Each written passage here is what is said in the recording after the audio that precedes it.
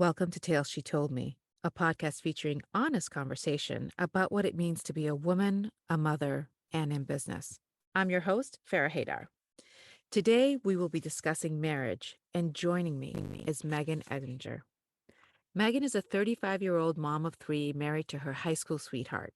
She first became a mom just 2 weeks after her 18th birthday, married at 20, and had her last baby at just 23 years old. By the time she was 27, the pressures of three young children trying to survive and marrying at a young age put her own marriage in jeopardy. Searching for a solution, she entered couples counseling with her husband. Within a few months, it was recommended they separate. After separating for 5 months and going to therapy individually, Megan and her husband decided to try again. They have been married for 15 years now and are still perfecting their marriage. Megan's ultimate goal is to normalize all the parts of motherhood and marriage that no one tells you about, so that other women don't feel so alone in their journeys. Megan, it's great to have you here. When I listed this topic for the podcast, there were so many directions we could Mm. take it, right? I mean, marriage is a multi layered, complicated, individual thing. But what attracted me to you specifically to talk about it was you married your high school sweetheart, almost got divorced, and then stayed in the marriage. Yeah. So, why don't we start at the beginning? Tell us how you ended up with your high school sweetheart. Yeah. And thank you for that because I think when people see that or they hear that, like, oh, you're married to your high school sweetheart, they think, oh, that's so nice. That's so cute. And Yeah. like, it is, but it came with But a lot of hard work and a lot of like communication trouble and all that kind of stuff. So, we started dating when we were 16, in what was that, 11th grade, I guess. yeah, 10th, And 10th maybe. yeah. Yeah. And we got pregnant senior year Mhm. and graduated. We graduated when I was 7 months pregnant. Okay. And at the time, my family was moving from where we were living to 2 hours away. And I was like, oh, I'm going to go with them. Like, I need my mom, you know? Hmm. And Drew, my husband now, was very much like, I want to be an involved father. Like, please don't take my baby away from me. Can you please stay here with me and my family? And I was like, Oh, that's a double whammy. Oh, man. Yeah. I don't really want to do that. And so, but I did because, it would have been really easy for him to go to college like he was supposed to. Like his plan was to go away to university, get his 4-year degree and like go on with his life. And I at the time was very persistent. Like I wanted him to still do that Yeah. because I never wanted him to feel like, he could have had something but didn't because of this situation, right? And he was very much like, no, no, we're a family now. Like, we're going to get through this together.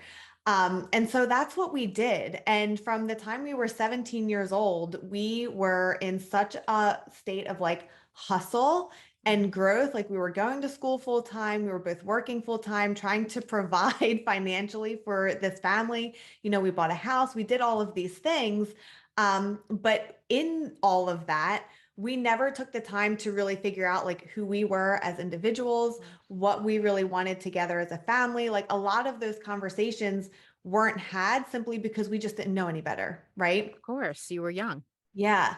And so as things started to settle down, like as we graduated, as we got more settled in our careers, as our kids got a little bit older, our life is still chaotic now to this day, but nothing will ever compare to that stage of our life. Yeah, of course. Yep. And so as things started to settle down and we started to be able to spend more time together because we were almost never together in the house between, working several jobs and all of these school schedules and everything. When we started to spend more time together in the house, we started to really like be nasty to each other. Like we Yeah. started to recognize things in each other that we weren't really fond of. And we didn't have really great ways of being able to communicate that and being able to receive the feedback from our partner. And we allowed it to get to such a toxic place that, like you said in the beginning, when we finally did go to marriage counseling as like this last stitch effort, like, okay, we're going to go to marriage counseling because if not, we're going to end up getting divorced. Our marriage counselor was like, have you considered separating? Like, that might be a good idea for you. And so she helped us, lay out the ground rules. Like, are you taking off your wedding rings? Are you going to date? Are you going to continue to communicate with each other? Like, we were very specific on like the do's and don'ts, what was and was not allowed, like all of that kind of stuff. And we made the separation with the goal to get back together in the end. All right. Before we go into, because I'm fascinated about that part too, right? Like, 'cause sometimes I feel like once that step is taken, it's very hard to come back from. But before we get there, there's so much in that spiel that you just gave me. But one of the things that struck me about was Drew's willingness to stay. Honestly, not a lot of guys would have just been like, okay, I'm going to go to college. Yeah. And one of the things that I heard in you as well, like I'd like you to comment on it because they're like mirrors of each other, is you didn't mention anything about what your plans were and what you gave up. Like those are two things that I'm really curious to hear about. Yeah. So I too was going to go to school and become a teacher. Like that was the path that I was taking. We were going to two different schools. And I'm getting a little bit emotional now because our oldest is away at school for the first time. So Oh my gosh. Sorry. All like coming full circle. But so before we even told our parents that we were pregnant, we were so naive. And Drew particularly was like, no, you'll come to school with me. Like we can get an apartment at school. And I was like, first of all, that doesn't sound like any fun for me. Like, and how are we going to support financially if you're going to school full time and I have a baby? Like, which one of us is going to get a job? So we had to go through like all of that to get to the place that we ended up at. But like we were trying to hold on to our original plans. Kind of, I knew right away that I wasn't going to school right now. I didn't give up completely on that goal, but I knew that that was just not going to be a thing that I did the September after I graduated from high school. But yeah, I really wanted to encourage Drew to do that. And he was just like, no. And so he initially went into a trade because that was, not that it's easier to get into, but there's a lower barrier of entry, I guess. Sure. That's what was available to him. Yes. Yeah. Yes. And so that's what he did right away. And he was able to carry insurance for himself and for the baby. And so that gave us a little bit of time to, so yeah, but he was very, very persistent on us being a family. Yeah, I have to say it's remarkable because you hear so many stories of girl gets pregnant at 18, guy just goes on with his life, girl feels the impact alone. And I think your story would have been very different. I'm not saying better or worse, just very different if he had not made that choice, right? And then so you mentioned that your parents moved and you stayed with your in-laws? Oh, good God. Sorry. I mean, that's hard. Living with your in-laws, even as a fully formed woman with confidence and stuff, is hard enough. I mean, I'm really curious about your parents' reaction, his parents' reaction. Yeah. So, yes, when I first told my mom that I was pregnant, she was wonderful. She was like, you guys have good heads on your shoulders. Like, you're going to figure this out. Everything's going to be okay. And then a couple weeks later, she said, oh, by the way, the rest of us are moving to Delaware, which again was 2 hours away from where I currently lived. So I went to her and said, Drew wants me to move in with him and his dad because his parents were divorced. And so to just paint the picture a little bit more, his situation was that he lived with his mom 50% of the time and his dad 50% of the time. Okay. Wow. Okay. Memorial Day that same summer, his dad got married. So within just a short time span, his dad went from being alone 50% of the time and having Drew only 50% of the time to now having Drew all the time, his wife all the time, his stepson all the time, me all the time, and our baby. Oh, well, that poor man. That was an adjustment. It was an adjustment, and it was a major adjustment really for all of us. There was just a lot of dynamics in the household. And, you know, I still have a great relationship with my in-laws to this day. And Drew got a taste of living with his in-laws a little bit later when we eventually did move to Delaware as well. So we've both had like our taste of that. But Sure. again, it led to our dynamics of like we didn't have a lot of privacy. So Yeah. in those early days of like really figuring each other out and our own dynamics, there was a lot of other layers that were attached. And that Sure. really, I think it was an amazing opportunity. And again, we wouldn't be where we are today without having the access to someone else's house and refrigerator. Okay. Yeah. Um, and I think it made those early days of our relationship really very hard too. Yeah. So, you may not know this about me, but I'm the youngest. I have six sisters, and two brothers. Some of my sisters were like you, got married very young, had kids Mhm. at 18. And some of my sisters had them at 35, and some of them had them at 26. And some of them did live with their in-laws. And I can tell you, like, that's a multi-layered situation, having having a child young, and Mhm. then having to live with in-laws is just, it's a lot. Yeah. Um, so I applaud you for that. So now we get to the point where you guys have gone to therapy, Mhm. you separated. You have these rules around separating and giving yourself breathing space. What made you come back together? Because Mhm. that's very interesting to me.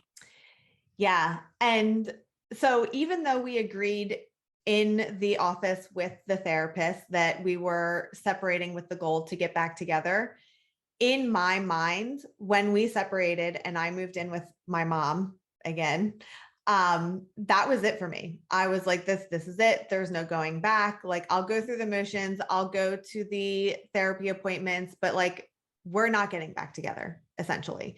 And through that, you know, there was like this sense of like trying to maintain a sense of normalcy for the kids and Yeah. like do we do things together as a family or do we do things totally separate? And, you know, Mother's Day was in there and Sure. Yeah. Drew didn't come to, you know, something that was important to me for a Mother's Day event and I flipped out. Like there was a lot of hurt that came in that time as well. It wasn't fully like this healing process. Mhm. Um, and we got back together kind of by accident. Like I went to talk to him about something one night and, you know, things just kind of happened. And in that moment, I was like, okay, this is a lot to let go of. Like when we're good, we're really good. Like we can make things happen. But when we are not communicating and when we are being defensive and when we cannot get out of our own way, we're both so stubborn.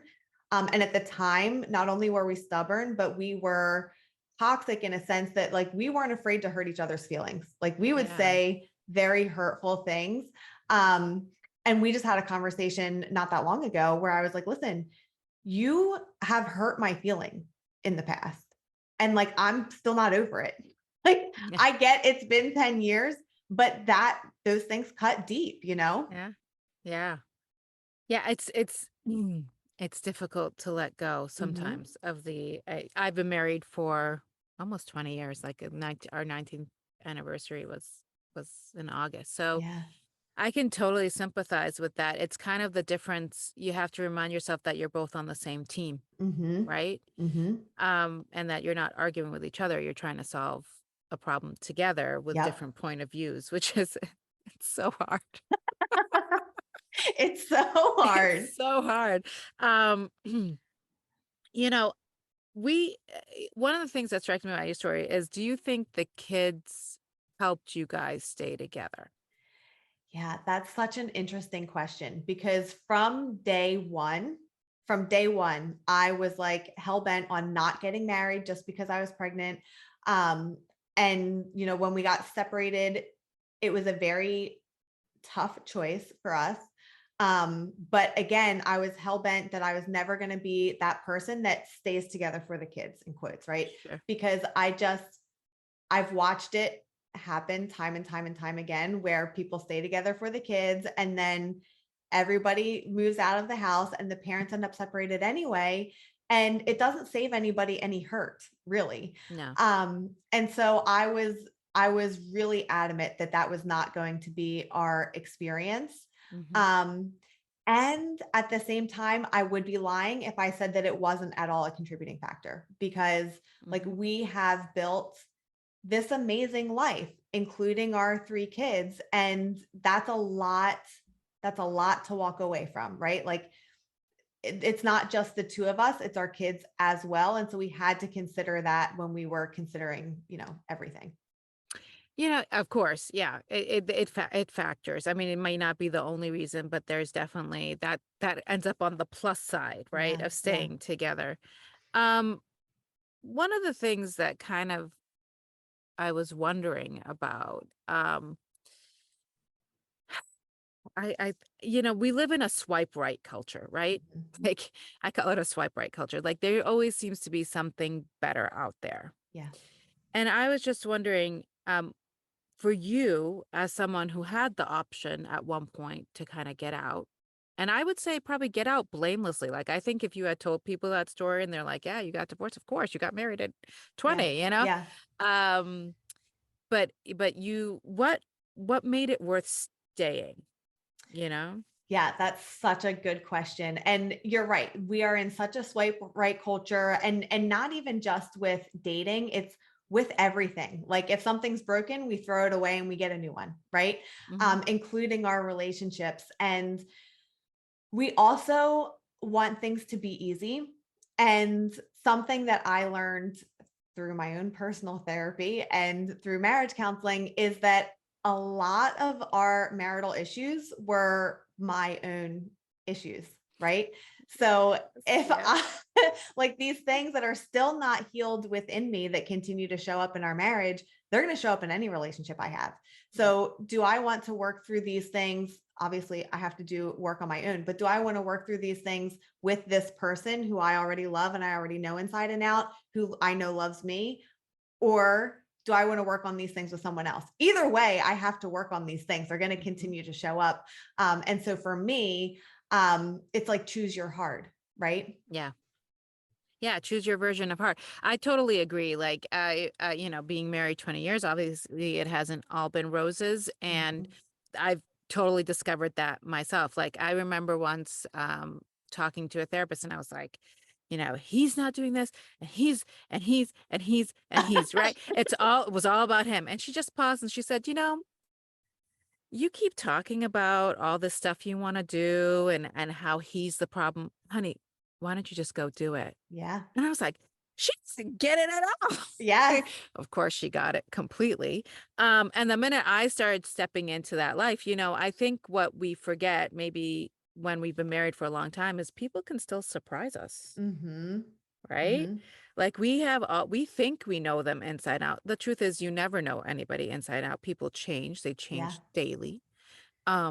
So has Drew ever surprised you in that moment? Like, have you ever had one of those moments where you went and did your thing and then you're like, "Oh my God, he actually stepped Yeah. in."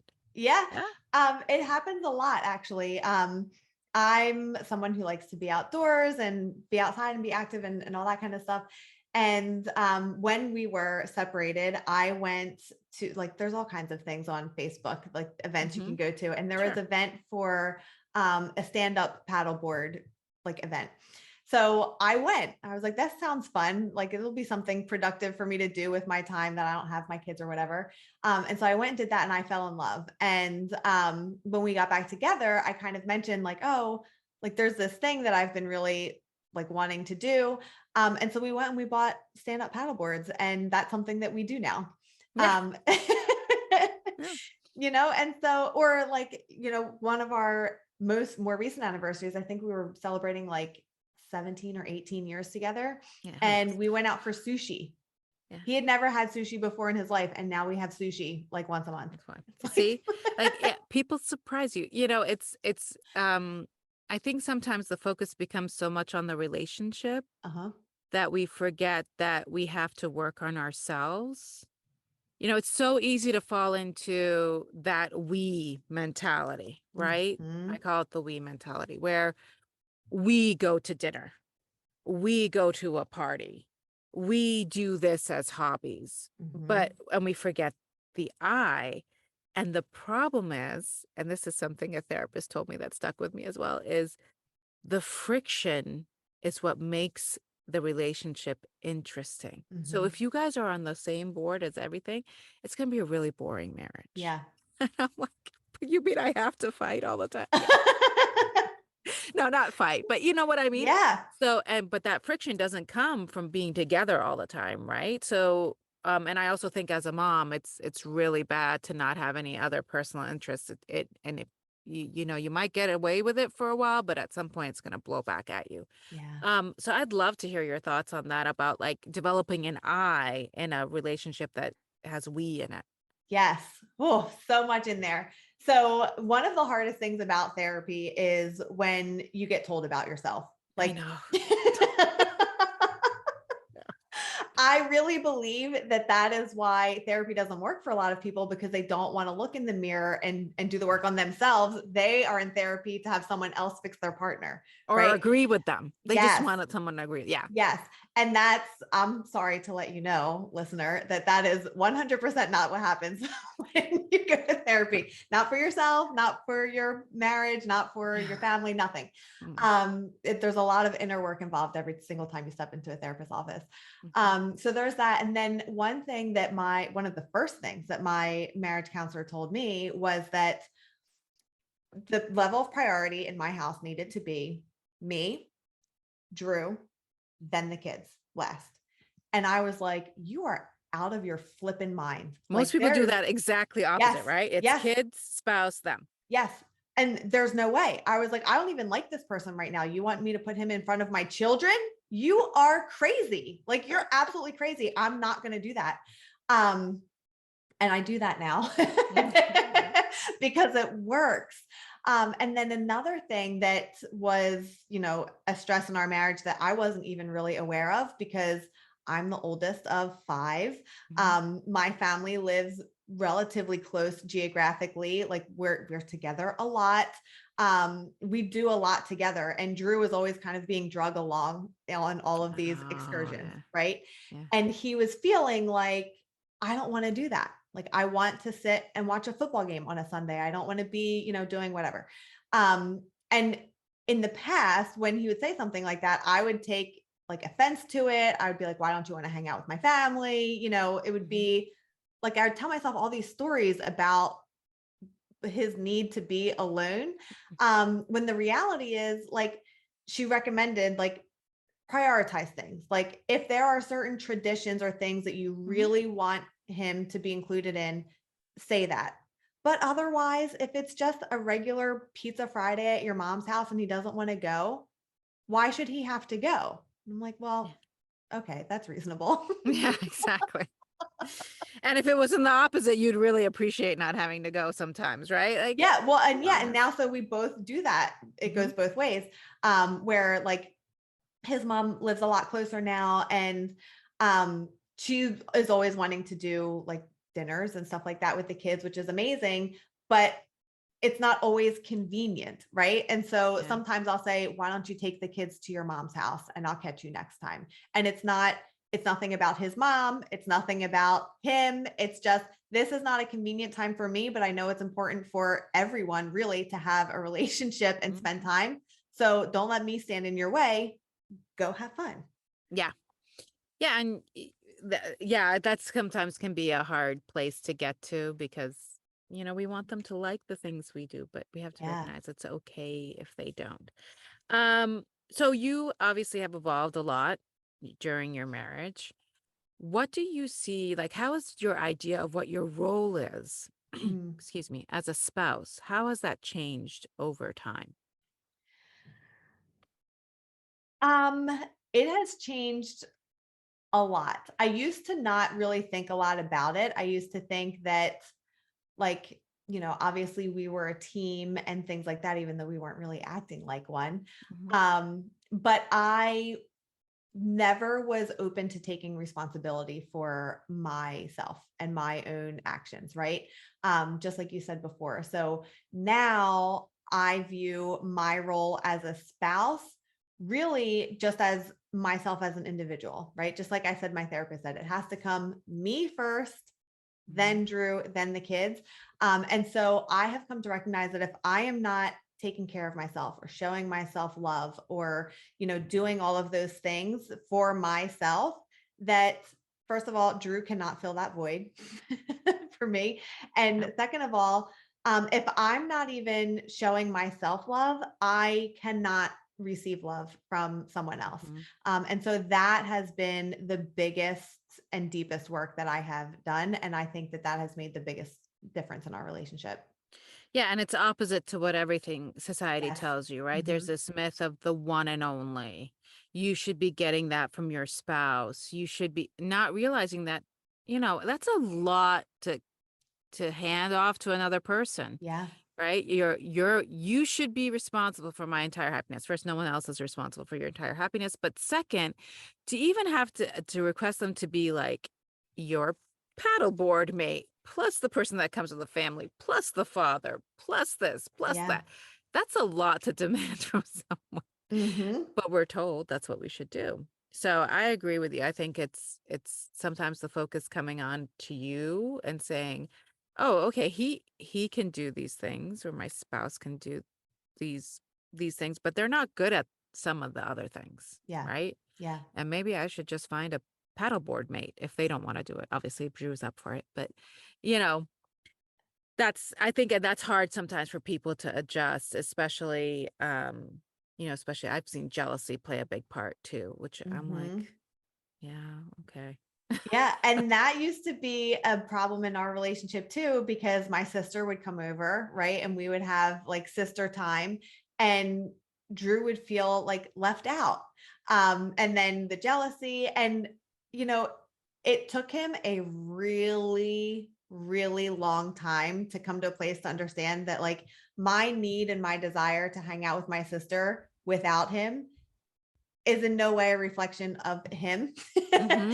It's Yeah. just, and because he doesn't have siblings, it's even harder for him to understand, but it's just like Oh, yeah, there's a that's tough. different, yeah, there's a different bond there and a different need to be together. And sometimes you're welcome to join in, but sometimes we really just prefer that you go do something else so that Make we yourself can scarce. Yeah. have. Like, go watch that football game, Drew. It's a good Yeah. time. Uh, no, I agree with you. Again, I have 8 siblings and Mhm. my husband has 4, but the difference is they're much older than him. So it's Oh. kind of like he was kind of like a semi only baby. And he just sometimes doesn't get it. He's like, I just don't understand what you girls do. I'm like, we talk about life. He's like, Yeah. for 8 hours? Like, yeah, Yeah. And we laugh until we cry, and it's very therapeutic, and therapeutic. yeah. And I'm never gonna be able to get that from you, so just be No. happy someone else is doing this for me. Or unless you wanna sit with me for 8 hours and talk about life. That usually clears that up real quick. Anyways, so, I have this question that I ask every single person that comes on the podcast, and I hope you will answer it. It Yeah. is, what is a weird habit or ritual you have that brings you joy? Yeah. I love this question so much, and at first I was like, "Oh, I don't really have anything," but that's a lie. Everybody has That's something. something, yes, yes. And the reason I felt like I didn't have anything was because I haven't done this in a really long time, so it was a good reminder to me. I really love kitchen dance parties. Yes. No, yep. I love to turn the music all the way up while I'm cooking dinner and just have a dance party. It was a lot more fun when my kids were little and they would do it with me. Yeah, yeah. Yeah, I know. Now they're Now, just like, yeah, "Mom." now it's just embarrassing for everyone, but I still do it and I still love it. So I need to add that to my calendar of things that I do for myself this week. I think that your kids that will be something they'll always remember. I do that Mhm. now. And again, my kids are 9 and 13, so they're kind of in that tweeny age. Yeah.